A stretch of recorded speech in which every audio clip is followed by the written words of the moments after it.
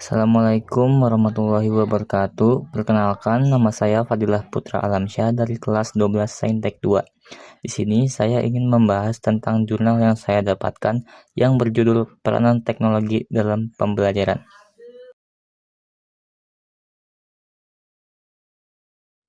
Yang pertama ada abstrak. Martin mengemukakan adanya keterkaitan erat antara teknologi informasi dan komunikasi. Teknologi informasi lebih pada sistem pengolahan informasi, sedangkan teknologi komunikasi berfungsi untuk pengiriman informasi atau information delivery.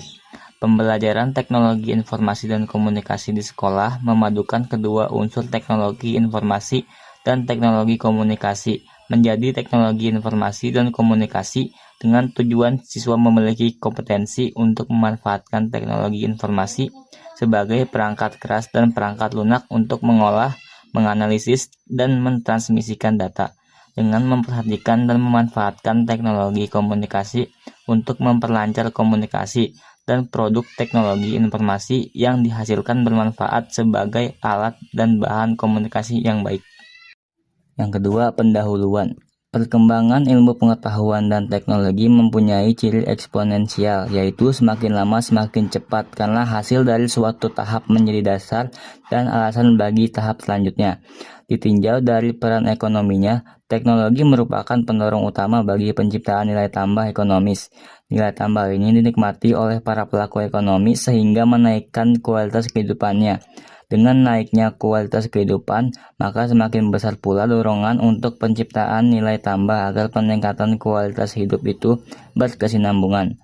Tidak mengherankan bahwa bukan saja perkembangannya semakin cepat, tapi peranan ilmu pengetahuan dan teknologi dalam masyarakat modern bertambah lama bertambah penting. Pengembangan ilmu pengetahuan berjalan aktif di segala bidang, yaitu kesehatan, pertanian, ilmu ekonomi, ilmu sosial, ilmu pengetahuan alam, dan sebagainya. Akan tetapi, jika diamati lebih teliti, ada 4 bidang ilmu pengetahuan dan teknologi strategis yang akan menentukan masa depan dunia. Dan karena itu akan berkembang dengan cepat dan dengan prioritas yang tinggi bagi umat manusia, yaitu material, energi, mikroelektronik, dan bioteknologi. Secara umum, teknologi diawasi ini telah merambat kepada berbagai aspek di masyarakat, tidak hanya untuk industri, ekonomi sosial maupun pendidikan dan khususnya pembelajaran. Yang ketiga, metode penelitian. Metode penelitian yang digunakan dalam jurnal ini adalah studi literatur dengan pendekatan deskriptif kualitatif.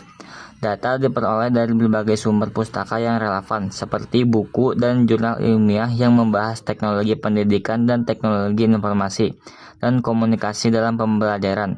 Data yang diperoleh dianalisis secara deskriptif untuk menjelaskan peran, fungsi, dan kedudukan teknologi dalam metodologi pembelajaran. Yang keempat, hasil dan pembahasan. Teknologi berperan penting dalam mendukung proses pembelajaran, baik sebagai sumber belajar, media pembelajaran, maupun sarana penyampaian materi. Pemanfaatan sumber belajar yang beragam mampu meningkatkan pemahaman peserta didik terhadap materi pembelajaran.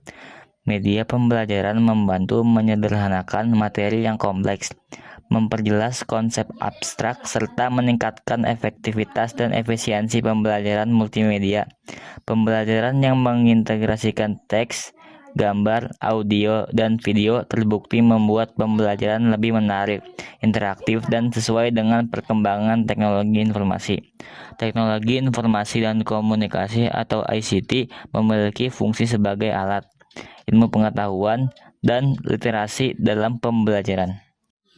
Hasil kajian menunjukkan bahwa teknologi tidak dapat dipisahkan dari proses pembelajaran modern.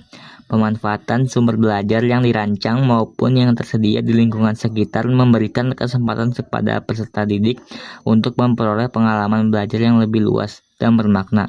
Hal ini sejalan dengan konsep pembelajaran sebagai suatu sistem yang melibatkan berbagai komponen pendukung.